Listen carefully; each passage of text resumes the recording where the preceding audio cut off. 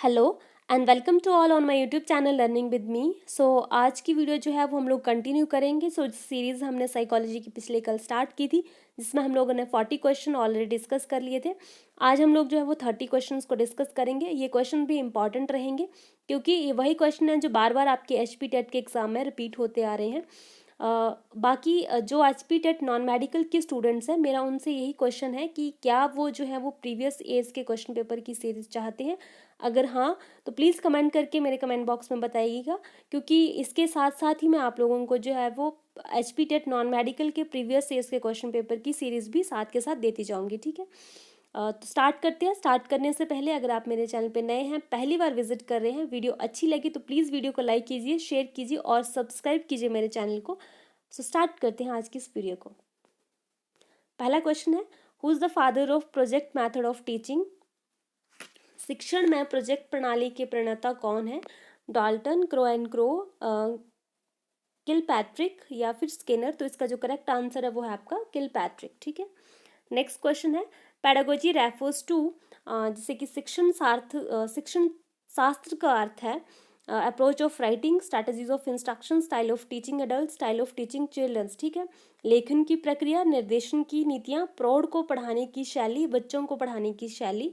तो इसका जो करेक्ट आंसर है वो है आपका बच्चों को पढ़ाने की शैली। ठीक है, option D. The term homeostasis was coined bye, तो जो होम्योस्टेटिस शब्द है वो किसके द्वारा दिया गया है? Freud, Cannon, Erikson, and Thorndike. तो होम्योस्टेटिस वर्ड जो है वो आपका दिया गया है कैनन के द्वारा। ठीक है, नेक्स्ट क्वेश्चन है, the student of disadvantage group should be taut along with normal students, it implies. ठीक है, तो विशेष समूहों के विद्यार्थियों को सामान्य विद्यार्थियों के साथ जो है वो पढ़ाना चाहिए। इसका तात्पर्य है समावेशी शिक्षा, विशेष शिक्षा, एकीकृत शिक्षा या पृथक शिक्षा। तो इसका जो करेक्ट आंसर होगा वो होगा आपका समावेशी शिक्षा, जिसे कि इंक्लूसिव एजुकेशन कहते हैं, क्योंकि इंक्लूसिव एजुकेशन जो है वो उसमें बल दिया जाता है आपका बोथ डिसेबल्स एंड, मतलब जो स्पेशल चाइल्ड होते हैं उनको नॉर्मल चाइल्ड्स के साथ पढ़ने पे। ठीक है, नेक्स्ट है आपका, the school of behaviourism focused on studying, केवल आंतरिक व्यवहार पे, केवल बाह्य व्यवहार पे, both A and B, none of these. तो जो आपका व्यवहारवाद का एक अध्ययन जो है वो बल देता है आपके सिर्फ और सिर्फ बाह्य व्यवहार पर। ठीक है, बाह्य व्यवहार की स्टडीज पर। The theory of social learning emphasize in which of following factors. तो जो सामाजिक अधिगम सिद्धांत जो है वो किस कारक पर अत्यधिक बल देता है? प्रकृति, पोषण, अनुकूलन या फिर आपका संशोधन। ठीक है, तो जो आपका प्रकृति सोशल लर्निंग सामाजिक अधिगम सिद्धांत है वो आपका बल देता है नर्चर पर, जिसे कि आपका पोषण कहा जाता है, इन्वायरमेंट। ठीक है,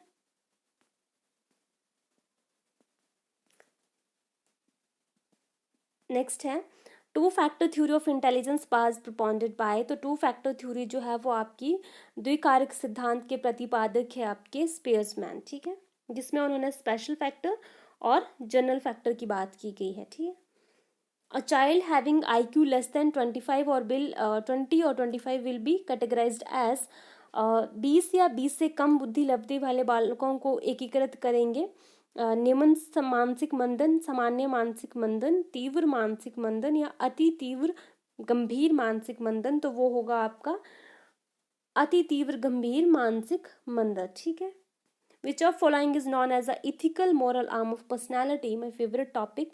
निम्न में से किस व्यक्तित्व की नैतिकता वाली भुजा कहेंगे?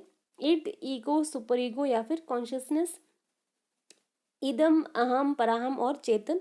तो जैसा कि आप लोगों को पता है कि नैतिकता पर जो है वो हमारा सुपर ईगो काम करता है। ठीक है, which of following is not the law of growth and development. इसमें से कौन सा जो है वो ग्रोथ एंड डेवलपमेंट का मतलब विकास, वृद्धि और विकास का सिद्धांत नहीं है? तो इसका जो आंसर होगा वो डायरेक्ट है लॉ ऑफ सेग्रीगेशन, क्योंकि ये जो मैंडल के द्वारा लॉ दिया गया था ये वो था, लॉ ऑफ सेग्रीगेशन था, एक लॉ ऑफ इंडिपेंडेंट एब्जॉर्बमेंट का लॉ था। तो दो लॉ दिए थे जो आपके मैंडल थे उन्होंने, तो उसमें से लॉ ऑफ सेग्रीगेशन जो है वो मैंडल के द्वारा दिया गया था। तो ये वृद्धि और विकास का सिद्धांत नहीं है। What are the 3 types of handicapped children. तो 3 टाइप ऑफ हैंडीकैप्ड चिल्ड्रन कौन से हैं? Social, spiritually and mentally, physical, mental and emotionally, economical, political and temperamentally, और ऑल ऑफ दिस। तो इसका जो करेक्ट आंसर होगा वो फिजिकल, मेंटल एंड इमोशनली होगा, ठीक है। The practical intelligence is called, तो concrete intelligence, abstract intelligence, cognitive intelligence और cognitive ability and social intelligence. तो प्रैक्टिकल इंटेलिजेंस जो है वो आपके कहा जाता है कंक्रीट इंटेलिजेंस को, ठीक है।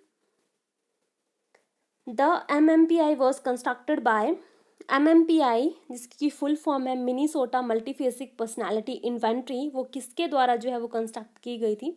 Murray, Hathaway and McKinley, Cattell and मफरिन। तो इसका जो करेक्ट आंसर है वो हाथवेन एंड मिंकलिन रहेगा, ठीक है। क्या है Minnesota multiphasic personality inventory? Detail से समझना है तो मेजरमेंट ऑफ पर्सनालिटी चैप्टर जो हमने किया है उसमें मैंने आपको डिटेल से जितने भी प्रोजेक्टिव मैथड्स हैं इंटेलिजेंस के लिए वो डिटेल से बताए हुए हैं, तो आप वीडियो में डिस्क्रिप्शन बॉक्स में दे दूंगी, आप चेकआउट कर सकते हैं, ठीक है। नेक्स्ट है the highest need assumed in Maslow theory is esteem, cognitive, self actualization, belongingness. तो ये जो है वो आपकी सेल्फ एक्चुअलाइजेशन होगी, क्योंकि 5 मिनट्स की बात करते हैं। फर्स्ट जो है वो उन्होंने फिजियोलॉजिकल नीड्स की बात की, देन लास्ट जो है आपको सेल्फ एक्चुअलाइजेशन की उन्होंने बात की है, ठीक है। The qualitative change in organism which are not induced by learning are called. तो एक पर्सन में क्वालिटेटिव चेंज जो कि आपका लर्निंग के द्वारा नहीं आया है उसे क्या कहेंगे? तो डायरेक्ट आंसर है वो आपका मैच्योरेशन, परिपक्वता है, जो कि आपकी समय के साथ आती है, ठीक है। नेक्स्ट है who develop a system of learning known as programme learning?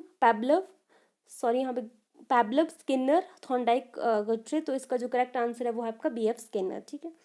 Next है the Rorschach inkblot test is used to assess emotional state of an individual, intelligence level of an individual, personality trait of an individual, creative ability of an individual. तो Rorschach inkblot test जो है वो क्या assess करने के लिए use किया जाता है, मतलब किस चीज़ को फाइंड आउट करने के लिए यूज़ किया जाता है? तो वो यूज़ किया जाता है आपका personality trait of an individual. Again मैंने ये जो टेस्ट है वो आपका करवाया हुआ है जो मेजरमेंट ऑफ पर्सनालिटी टॉपिक है उसके अंदर, ठीक है। नेक्स्ट है the first book of psychology title principle of psychology was published in the year. तो ये पब्लिश हुई थी आपकी 1895 में, ठीक है। MMPI is associated with, again question, multiphasic, Minnesota multiphasic personality inventory, नाम से ही मेंशन है। तो MMPI जो है वो यूज होती है आपकी पर्सनालिटी मेजरमेंट के लिए, ठीक है। Defence mechanism are use to protect, जो हमारा डिफेंस मैकेनिज्म होता है वो किसको जो है वो प्रोटेक्ट करने के लिए यूज होता है? तो ये है सुपर ईगो अनकॉन्शियसली, ठीक है, आपका जो अपराहम है उसको डिफेंस करने के लिए। A class teacher administered a thematic perception test to a group of students to assess their awareness, achievement, attitude, personality. Again मैं आप लोगों को बता देना चाहती हूँ क्योंकि कुछ स्टूडेंट ऐसे भी होंगे जिन्हें कि आपका TAT का मीनिंग जो है वो फुल फॉर्म नहीं पता है, तो वो कई टीचर एटीट्यूड टेस्ट भी लगा के आते हैं। TAT जो है वो आपका टीचर थीमेटिक एब्सेप्शन टेस्ट होता है। TAT थीमेटिक एब्सेप्शन टेस्ट होता है। सेम CAT भी होता है, चाइल्ड मतलब चाइल्ड थीमेटिक एब्सेप्शन टेस्ट भी होता है, ठीक है। तो जो TAT है वो आपका थीमेटिक एब्सेप्शन टेस्ट होता है, जिसके अंदर हम लोग क्या असेस करते हैं? पर्सन की पर्सनालिटी असेस करते हैं। अगर आप लोगों को ज़्यादा डिटेल से जानना है कि किसने दिया है ये टेस्ट और किस तरीके से इस टेस्ट में जो हम लोग पर्सनालिटी को कंस्ट्रक्ट मतलब जज करते हैं, क्या यूज़ करते हैं उनको देखने के लिए कि किसके बेसिस पे हमारी पर्सनालिटी असेसमेंट होती है, तो जो हमारा मेजरमेंट ऑफ पर्सनालिटी टॉपिक है उसको आप ध्यान से देखिए। उसमें मैंने डिटेल से बताया है कि किस तरीके से हम कार्ड का यूज़ करके जो है वो आपकी पर्सनालिटी को असेस करते हैं, ठीक है। तो ये चीज़ ध्यान रखनी है, TAT जो है वो टीचर एप्टीट्यूड टेस्ट नहीं होता है, थीमेटिक एब्सेप्शन टेस्ट होता है, ठीक है। नेक्स्ट है the questionnaire was invented by, तो क्वेश्चन ईयर जो है वो आपका फ्रांसिस गैल्टन के द्वारा जो है वो इन्वेंट किया गया था। विच of following is the personality disorders. तो जो हमारा पर्सनालिटी चैप्टर था उसमें मैंने आपको पर्सनालिटी डिसऑर्डर्स के जो कौन कौन से डिसऑर्डर है पर्सनालिटी के, तो वो भी बताए हुए हैं। उसका लिंक भी मैं डिस्क्रिप्शन में दे दूंगी, आप लोग चेकआउट कर सकते हैं, क्योंकि उसमें मैंने जो पर्सनालिटी डिसऑर्डर हैं उनको डिटेल से समझाया हुआ है। तो इसका जो आंसर रहेगा वो आपका साइजोपिनिया रहेगा, ठीक है। आप लोग ध्यान से देख लेना। बाकी मोटिव्स आर क्लासिफाइड एज, तो मोटिव्स जो होते हैं, प्रेरक जो है वो उनको क्लासीफाई किया गया है natural and artificial, less important and more important, inborn and acquired, motives and incentive. तो जो आपके मोटिव्स हैं उनको दो किया गया है, इनवॉर्न एंड एक्वायर्ड होते हैं, ठीक है आपके। नेक्स्ट है A child think logically about object and events. This is as an characteristics given by the Piaget stage. तो एक बच्चा जो है वो किसी चीज़ के लिए लॉजिक लगा के सोच रहा है किसी ऑब्जेक्ट के लिए, तो वो करेक्टरिस्टिक जो है वो कौन सी जीन पियाजे की स्टेज का है? Sensory motor, pre operation, concrete operational stage, formal operational stage. Sensory motor stage जो सेंसेस है उसके थ्रू अपने नॉलेज को एक्सप्रेस करेगा। प्री ऑपरेशनल स्टेज इमिटेशंस वगैरह करेगा, ठीक है। कंक्रीट ऑपरेशनल स्टेज में जो चीज़ उसके सामने है वो उसी पे जो है वो लॉजिक लगाएगा। लेकिन फॉर्मल ऑपरेशनल स्टेज जो है वो लॉजिकली इमेजिनल थिंकिंग करना शुरू करेगा, मतलब जो चीज़ उसके सामने भी नहीं है वो उसके लिए उसको इमेजिन कर सकता है, ठीक है। तो ये है आपकी फॉर्मल ऑपरेशनल स्टेज, ठीक है। If a child writes 16 as in 61 and get confused between B and D, this is in case of visual impairment, learning disability, mental impairment and mental retarded. तो ये है आपकी लर्निंग डिसेबिलिटी, ठीक है। Topic अभी recently हमने complete किया है। बाकी ज़्यादा डिटेल से आप लोगों को लर्निंग डिसेबिलिटी समझनी है तो तारे ज़मीन पर मूवी देखिए, ठीक है। Kuder test is use to measure, तो कुडर टेस्ट किसके लिए इस्तेमाल किया जाता है? Intelligence, interest, personality, creativity. तो कुडर टेस्ट जो है वो यूज़ किया जाता है आपकी इंटरेस्ट फाइंड आउट करने के लिए, ठीक है। Dash technique has been used in the treatment of behaviour disorder through behaviour therapy. तो कौन सी टेक्निक जो है वो आपकी यूज़ की जाती है बिहेवियरल डिसऑर्डर्स को मतलब बिहेवियर डिसऑर्डर जो होते हैं उनको कम करने के लिए एज एन बिहेवियर थेरेपी, ठीक है। तो वो है आपकी ऑपरेंट कंडीशनिंग टेक्निक, ठीक है। In which field of did Vygotsky work? Moral development, social, cognitive और एथिकल डेवलपमेंट। तो जो आपके लेव वाइगोस्टी थे उन्होंने काम किया है आपका सोशल डेवलपमेंट में, ठीक है। Wise man called the crown of creations. तो क्यों जो एक आदमी है उनको क्राउन ऑफ क्रिएशन कहा जाता है, मतलब इंसानों को?